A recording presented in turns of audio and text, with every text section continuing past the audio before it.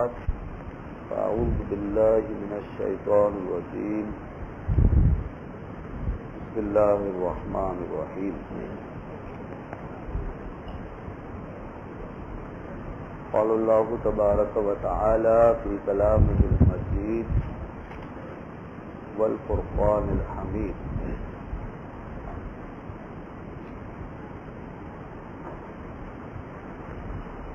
وبينهما حجاب وعلى الأعراف رجال يعرفون كلا بسيماهم ونادوا أصحاب الجنة أن سلام عليكم لم يدخلوها وهم يطمعون. صدق الله العلي العظيم وصدق رسوله النبي الكريم.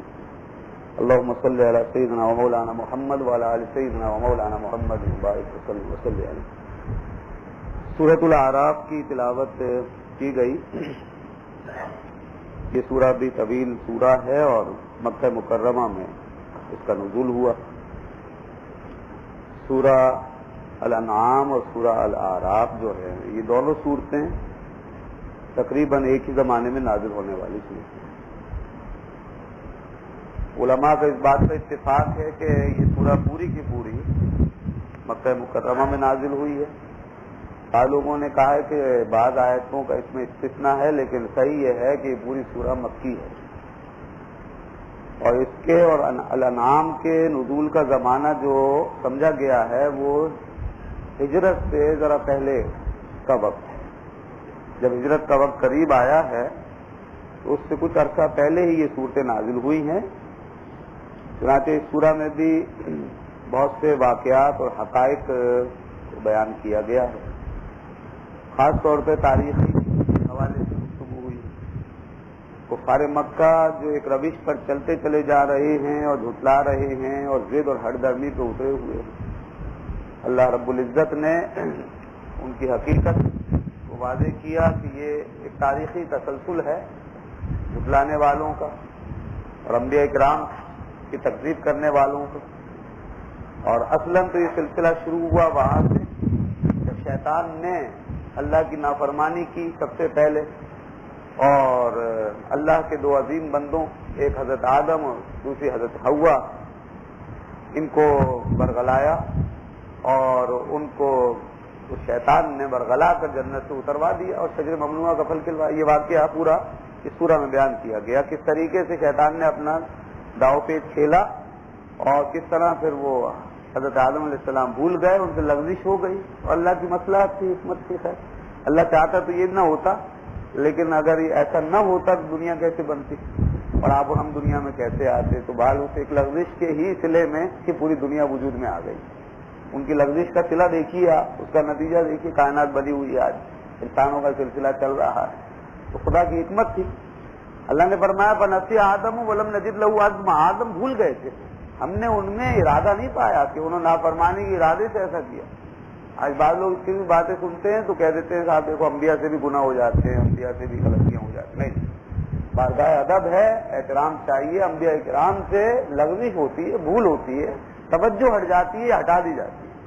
ان کی کیفیت جو ہے ہماری طرح نہیں ہوتی ہے. ہم گناہ کر رہے ہوتے ہیں تو ہم تو سمجھ لیں بالکل زبان پستی میں اترے ہوئے ہوتے ہیں اور قصدن کر رہے ہوتے ہیں، جان بوجھ کے کر رہے ہوتے ہیں، نفس کی شرارتوں کا شکار ہو کر کرتے ہیں، شیطان کی بغاوتوں کا شکار ہو کر. انبیاء بڑی پاکیزہ ہوتے ہیں، پاک صاف پاک سینت بزرگ ہیں. ان سے ہاں انسان ہونے کے ناطے بھول چوک ہو جاتی ہے، توجہ ہٹ جاتی ہے اور پھر اس میں اللہ کی جو مصلحات ہیں وہ پوری ہو جاتی ہیں، اس کی حکمتیں پوری ہو جاتی ہیں. تو یہاں بھی ایسے ہی ہوا. تو بتایا گیا اصل میں یہ نافرمانی کا سلسلہ شیطان لعین سے شروع ہوا ہے اور پھر اس کے بعد یہ بنی آدم یہ تمہارے پیچھے پڑ گیا ہے اور کافروں اور مشرکوں کی پشت پر یہ سوار ہے، نافرمانوں اور بدبختوں کی حوصلہ افزائی کرتا رہتا ہے اور انبیاء کے مقابلے میں لوگوں کو اکساتا رہتا ہے. چنانچہ آگے میں بیان کروں گا کہ کس طرح اللہ نے تاریخی حوالوں سے اس مضمون کو بیان فرمایا ہے.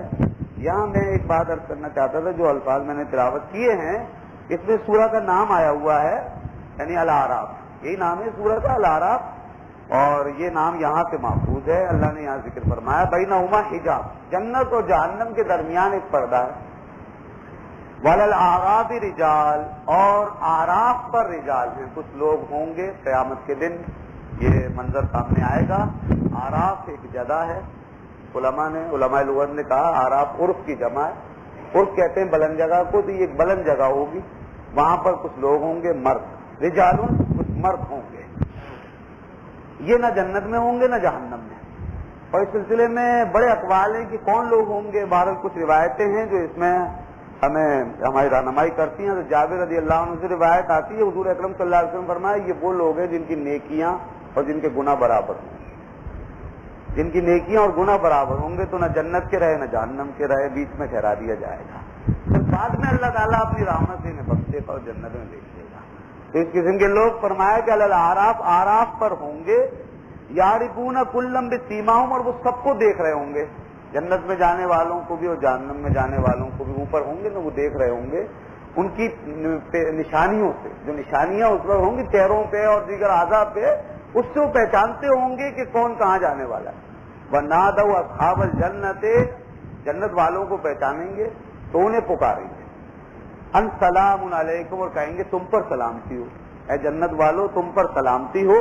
لم يدخلوها وهم يطمعون، وہ جنت والے ابھی داخل نہیں ہوئے ہوں گے جنت میں، لیکن یہ ہے کہ جنت میں جانے کی طمع کر رہے ہوں گے. وَإِذَا صُرِفَتْ أَبْصَارُهُمْ تِلْقَاءَ أَصْحَابِ النَّارِ، اور پھر ان اعراف والوں کی نگاہوں کو جب جہنمیوں کی طرف بڑھایا جائے گا، ادھر پھیرا جائے گا، تو یہ ان کو دیکھ کر اعراف والے کیا کہیں گے؟ قالوا ربنا لا تجعلنا مع القوم الظالمین، اے اللہ تو ہمیں ان ظالموں کے ساتھ مت کرنا. یہ ظالم جو جہنم میں جا رہے ہیں ہمیں ان کے ساتھ مت کرنا. اصحاب الاعراف رجال یعرفونہم بسیماہم قالوا ما اغنی عنکم، اور کیا کہیں گے ان جہنمیوں سے؟ قرآن کہتا ہے کہ اعراف والے ان سے ان کو لعنت ملامت کرتے ہوئے کہیں گے ما اغنی عنکم جمعکم، دیکھو کہاں گیا آج تمہارا جتھا، کچھ کام آیا؟ وہ جو گروہ بنا رکھے تھے، وہ جماعتیں بنا رکھی تھی، وہ جو تمہیں فخر تھا اپنی قوم قبیلے کنبے پر، اور جس میں تم اتراتے تھے اور کفر میں بڑھتے چلے جاتے تھے، کہاں ہے آج وہ؟ کوئی کام آیا تمہارے؟ بلاؤ اپنی جماعتوں کو، بلاؤ اپنے رفیقوں کو، اپنے ساتھیوں کو. یہ وہ کہتے ہوں گے وما کنتم تستکبرون، اور جس بنیاد پہ تم فخر کرتے تھے اور تکبر کرتے تھے، وہ سامان، وہ دنیا کا سامان آج کہاں گیا؟ اور آج وہ تمہارے کسی کام کا نہیں ہے، سب دور ہو گیا تم سے اور تم تنہا رہ گئے ہو. تو یہ مکالمہ ہوگا ان کا، یعنی اصحاب اعراف کا جنتیوں اور جہنمیوں کے ساتھ. تو یہاں پر اعراف کا ذکر آیا، اسی مناسبت سے اس سورہ کو اعراف کہا گیا. یہاں پر ذرا پہلے چند آیتیں ہیں، اس سے پہلے میں آپ کی توجہ ایک مسئلے کی طرف دلانا چاہوں گا. اللہ تعالیٰ فرماتا ہے وَنَادَىٰ أَصْحَابُ الْجَنَّةِ أَصْحَابَ النَّارِ، اعراف والوں نے بھی پکارا تھا نا جنتیوں جہنمیوں کو. کتنے فاصلے سے پکارا تھا؟ چلیے کہہ سکتے ہو سامنے ہوں گے، ذرا فاصلہ ہوگا تھوڑا سا، اوپر ہوں گے، وہ پکار رہے ہوں گے وہاں سے. لیکن جنتی اور جہنمی اگر ایک دوسرے کو پکاریں گے تو کتنے فاصلے سے پکاریں گے؟ اب سوچیے آپ، جنت اور جہنم کا فاصلہ کتنا ہے؟ کوئی نہیں جانتا، کوئی نہیں جانتا. جہنم تحت الثری میں اور جنت سدرۃ المنتہا کو. اب اندازہ کیجیے، آپ دنیا کے اب کلومیٹر اور مائلز وغیرہ کے ذریعے سے جاننا چاہیں تو نہیں جان سکتے، تو بہت زیادہ فاصلہ ہے. لیکن اللہ تعالیٰ فرماتا ہے جنتی اور جہنمیوں میں باقاعدہ مکالمہ ہوگا. نادا اصحاب الجنہ، جنتی لوگ پکاریں گے، نادا ندا کریں گے. ندا جانتے ہیں نا آپ، ندا جو کہتے ہیں یا فلا یا فلا، اے فلا، یہ ندا باقاعدہ جنتی پکاریں گے اے فلا. اصحاب النار، جہنمیوں کو. اور کیا کہیں گے؟ ان قد وجدنا ما وعدنا ربنا حقا، اے جہنمیوں ہم نے پا لیا وہ جو ہمارے رب نے ہم سے وعدہ کیا تھا، بالکل سچ ہے. ہمارے رب نے ہم سے جنت کا انعام اکرام کا وعدہ کیا، ہم نے وہ پا لیا ہے. تو فہل وجدتم ما وعد ربکم حقا، کیا تم نے بھی اپنے رب کا وعدہ پا لیا سچ سچ؟ ہمارے ساتھ تو جو ہوا تھا وہ تو پورا ہو گیا. قالوا نعم، جہنمی کہیں گے ہاں ہم نے بھی اپنے رب کا وعدہ سچا سچا پا لیا، ہمارے ساتھ بھی یہی وعدہ ہوا تھا، کفر اور نافرمانی کا صلہ یہ ہوگا تو وہ مل گیا ہمیں، اور تمہارے ساتھ جو ہوا وہ بھی تم نے دیکھ لیا. یہ ہے وہ مکالمہ. اگر غور کیجئے کہ کروڑ مائل کے درمیان کا فاصلہ ہے، اس فاصلے کے ہوتے ہوئے جنتی وہاں سے جہنمیوں کو پکار رہے ہیں، اور جہنمی اتنے فاصلے پر رہتے ہوئے جنتیوں کی بات سن رہے ہیں اور جواب دے رہے ہیں. سوال یہ ہے، یہاں سے یہ بات سیدھی ثابت ہوتی ہے کہ اگر کوئی دور سے، چاہے کتنی بھی دور سے کسی کو پکارے تو یہ شرک نہیں ہے، یہ شرک نہیں ہوتا ہے. یہ جو ہمارے یہاں ایک پروپیگنڈا اور اس طرح کی جو ہے گمراہیاں اور ضلالتیں عام ہو گئی کہ صاحب دور سے پکارا تو شرک نہیں ہوتا ہے. یہ ضروری نہیں ہے کہ پکارنے کے لیے فاصلہ محدود ہو اور سامنے آمنے کی بات ہو تو پکارنا جائز ہے، دور ہو تو نہیں پکار سکتے. قرآن بتاتا ہے کروڑ مائل ہے کتنا طویل فاصلہ ہے، اس کے باوجود پکارا جا رہا ہے. جنتی لوگ پکار رہے ہیں اور جہنمی سن بھی رہے ہیں. اللہ تعالیٰ اس بات پر قادر ہے کہ درمیان کے فاصلے کو مختصر کر دے اور پکارنے والے کی پکار کو کہیں سے کہیں پہنچا دے. اس بات پر قادر ہے. اس میں شرک کی کیا بات ہے؟ اگر یہ شرک ہوتا دور سے پکارنا کسی کو تو یہاں بھی جائز نہیں ہوتا. جنتی کیسے پکارتے؟ کیا وہ شرک کریں گے جنتی؟ اور اللہ تعالیٰ انہیں شرک کرنے دے گا؟ شرک تو کہیں بھی نہیں ہو سکتا، نہ دنیا میں نہ آخرت میں. تو پتہ ہی چلا کہ دور سے پکارنا شرک نہیں ہے، چاہے کوئی سن سکے یا نہ سن سکے. بات یہ مسئلہ طے شدہ شرک نہیں ہے. اب رہ گئی یہ بات کہ سن سکتا ہے یا نہیں سن سکتا. تو آج کے کمیونیکیشن کے دور میں، ابلاغیات کے دور میں یہ بھی کوئی مسئلہ ہے. آپ کہاں بیٹھ کے کس کو سناتے ہیں، کہاں سے بات ہو جاتی ہے، کس کے طرح لوگ ایک دوسرے کو دیکھ بھی لیتے ہیں، سن بھی لیتے ہیں، ریڈیو میں، ٹی وی پہ، وائرلیس کے ذریعے سے، نیٹ کے ذریعے سے، اور کیا کیا ذرائع اور آگے کیا کیا ہونے والا ہے اگر سوچیے تو صحیح. تو یہ سب کچھ کیسے ہوتا ہے؟ یہ سب لہروں کے ذریعے سے ہوتا ہے. لہریں موجود ہیں، ان لہروں کا نظام ہے، اس نظام کو سائنسدانوں نے استعمال کر لیا ہے اور آپ کو جناب یہ 7 سمندروں کے پار تک ملا دیا ہے. دنیا کے ایک کونے کو دوسرے کونے سے جوڑ دیا ہے، یہاں تک کہ خلاؤں تک کو جو ہے جوڑ رکھا ہے آپ کی فضاؤں کے ساتھ. تو یہ جب لہریں دنیا میں آپ کا یہ کام دکھا سکتی ہیں اور مادی طریقے سے ہمیں اتنے فاصلے کے باوجود جوڑ سکتی ہیں، تو کیا ہمارے اور اولیاء کرام اور نبی کریم صلی اللہ علیہ وسلم کے درمیان ایسی کوئی لہریں پیدا نہیں ہو سکتی روحانی طریقے سے؟ یہ لہریں کس کے قابو میں، کس نے پیدا کی؟ سب اللہ کی پیدا کرتا ہے، اللہ کا نظام ہے. جب وہ مادی نظام ایسا بنا سکتا ہے تو کیا روحانی نظام نہیں بنا سکتا؟ کیا روحانی طریقے سے کوئی لہروں کا ایسا کنیکشن نہیں ہو سکتا کہ یہاں سے امتی پکارے اور درود بھیجے اور آقا تو جہاں مدینے میں سن لیں؟ اس میں کیا مذاہقہ ہے؟ اس میں کون سی ایسی بات ہے؟ جب دنیا کی لہریں ہمارا رابطہ ایک دوسرے سے کر سکتی ہیں تو روحانی لہریں اور باطنی لہریں اللہ چاہے تو کیوں ایسا نہیں کر سکتی کہ ایک بندے کا، ایک امتی کا رابطہ اپنے نبی سے ہو جائے اور نبی سن لیں اور جواب دے دیں. یہ سب ممکن ہے، ایسا ہو سکتا ہے. اللہ کی قدرت سے کوئی چیز باہر نہیں ہے. تو یہ دور سے پکارنا اور فریاد کرنا یہ شرک نہیں ہوگا. اور اگر اللہ کے والوں کے ساتھ ایسا معاملہ ہوتا ہے تو بالکل جائز ہے، اس میں کوئی وہ نہیں ہے. بعض لوگ اسے خام خواہ گمراہی اور شرک قرار دے کے بلکہ کتنے کروڑ مسلمانوں کو مشرک و کافر بنا دیتے ہیں. یہ بڑی زیادتی والی بات ہے. ہمیں چاہیے ایسی باتوں پہ توجہ نہ دیں. اس کے بعد آئیے اللہ تعالیٰ نے کچھ انبیاء کرام کا تذکرہ فرمایا. وہ کر دوں. اللہ تعالیٰ نے بڑی تفصیل سے ذکر فرمایا حضرت صالح علیہ السلام، ہود علیہ السلام، شعیب علیہ السلام. اور یہ اس لیے بتایا کہ ایک تو نبی کریم صلی اللہ علیہ وسلم جس ماحول کا سامنا کر رہے ہیں، اللہ کے رسول کو یہ بتانا مقصود ہے کہ محبوب دو جہاں، یہ جو آج آپ کے ساتھ بدتمیزی کر رہے ہیں کفار مکہ اور تکذیب کر رہے ہیں، آپ کو جھٹلا رہے ہیں اور اذیتیں دے رہے ہیں اور ستا رہے ہیں، آپ پریشان نہ ہوں. یہ سلسلہ بہت پرانا ہے، ہمارے نبیوں کے ساتھ ایسا ہوتا رہا ہے. حضور اکرم صلی اللہ علیہ وسلم کی ڈھارس بندی، آپ صلی اللہ علیہ وسلم کی ڈھارس اور تسلی کے لیے یہ آیت نازل ہوئی. اور دوسرا دنیا کو یہ بتایا گیا کہ کافروں کی یہ تاریخ پرانی ہے. وہ اقبال نے کیا کہا ہے، وہ بڑا اچھا شعر ہے اقبال کا کہ ستیزہ کار رہا ہے ازل سے امروز، شرار مصطفی سے شرار بولا. وہی تاریخ ہے یہ. فرمایا اللہ تعالیٰ نے لوگوں دیکھو ہمارے پیغمبر آئے، مثلا نوح علیہ السلام کو ہم نے بھیجا ایک قوم کی طرف، ان کی قوم کی طرف. تو فقال یا قوم ہے، تو حضرت نوح علیہ السلام نے فرمایا میری قوم اعبدوا اللہ، اللہ کی عبادت کرو، ما لکم من الہ غیرہ، اس کے علاوہ کوئی معبود نہیں ہے. انی اخاف علیکم عذاب یوم عظیم، اور بے شک میں ڈرتا ہوں تم پر ایک بڑے دن کے عذاب سے. قال الملأ، سردار کہنے قوم سے انا لنراک فی ضلال مبین، بے شک ہم اے نوح آپ کو دیکھتے ہیں کھلی ہوئی گمراہی. یہ قوم کہہ رہی ہے معاذ اللہ، ایک نبی گمراہی میں ہوگا تو پھر ہدایت پہ کون؟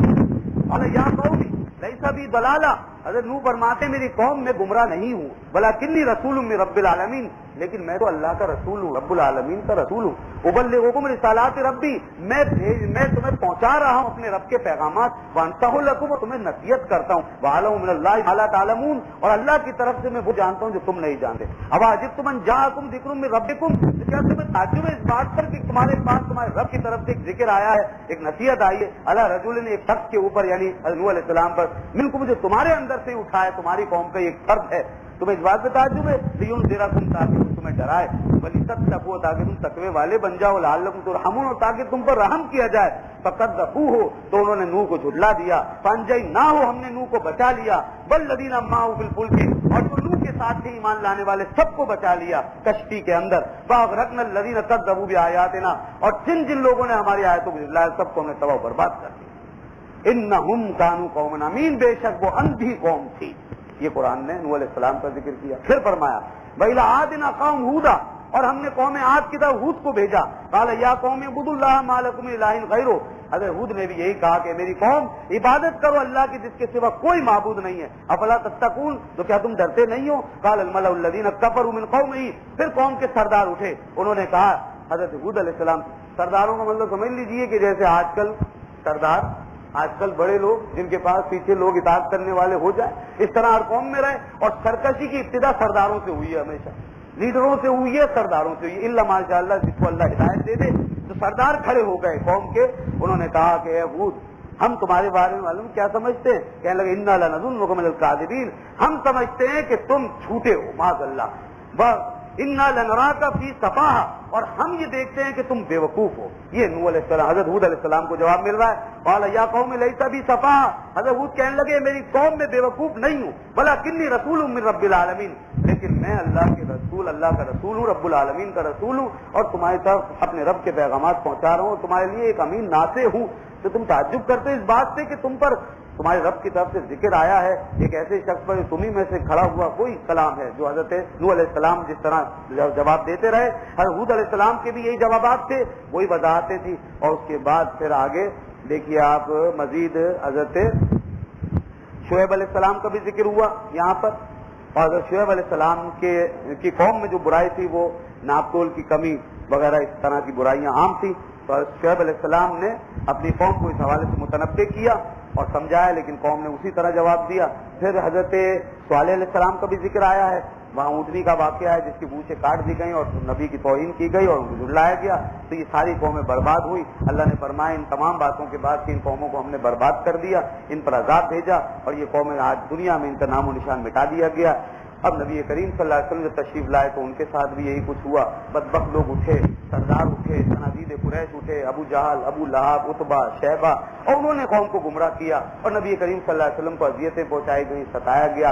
حضور نے فرمایا اللہ کی راہ میں جتنا میں ستایا گیا ہوں کوئی نبی نہیں ستایا گیا، تو اتنا ستایا گیا ہوں کہ سب سے زیادہ مجھے اذیت دی گئی، مجھے تکلیف دی گئی، لیکن یہ آپ صلی اللہ علیہ وسلم کی رحمت، آپ کی رحمت للعالمین، اللہ کا وعدہ کہ اے حبیب تیری رحمت کا وسیلہ ہے، تیری رحمت کا واسطہ ہے، ہم پچھلی قوموں کی طرح آپ کی امت کو اس طرح تباہ و برباد نہیں کریں گے کہ ان کا نام و نشان مٹا دیا جائے۔ عذاب آئیں گے، آزمائش آئیں گی، لیکن آپ کی امت اور آپ کی قوم کا نام و نشان نہیں مٹایا جائے گا۔ تو نبی کریم صلی اللہ علیہ وسلم کی رحمت اور آپ کا مقام مرتبہ ہے کہ آپ کی امت باوجود کفر کرنے کے، باوجود نافرمانی کرنے کے بچی رہی اور قیامت تک بچی رہے گی۔ یہ آپ صلی اللہ علیہ وسلم کا صدقہ ہے، ورنہ اس سے پہلے اللہ نے اور قوموں کا نام و نشان مٹا دیا ہے۔ تو اس لیے بہرحال یہ سلسلہ قیامت تک چل رہا ہے، اہل ایمان بھی آتے رہیں گے، اہل کفر اور یہود و نصارہ، عیسائی، یہودی اور ہندو اور دیگر قومیں بھی آتی رہیں گی، اور ایمان و کفر کا یہ مقابلہ چلتا رہے گا۔ اب نبی کے جو وارث ہیں وہ اہل ایمان ہیں، اور کافروں کے اور ان کے سرداروں کے وارث اہل کفر ہیں۔ تو قیامت کے دن یہ آخری دن ہوگا اور یہ سلسلہ ختم ہوگا، اپنے اختتام کو پہنچے گا۔ اس جہاد کے اندر جو کامیاب ہوگا وہی جنت کا اور جنت کی نعمتوں کا مستحق ہوگا۔ اللہ تبارک و تعالی ہمیں ایمان پر قائم و دائم رکھے، اور اہل کفر سے اسی طرح نبرد آزما رہنے کی ہمیں ہمت و توفیق عطا فرمائے۔ وآخر دعوانا الحمدللہ رب العالمین، الحمدللہ رب العالمین، والصلاة والسلام علی سید الانبیاء والمرسلین وعلی آلہ وصحبہ اجمعین۔ ربنا تقبل منا انک انت السمیع العلیم وتب علینا یا مولانا انک انت التواب الرحیم۔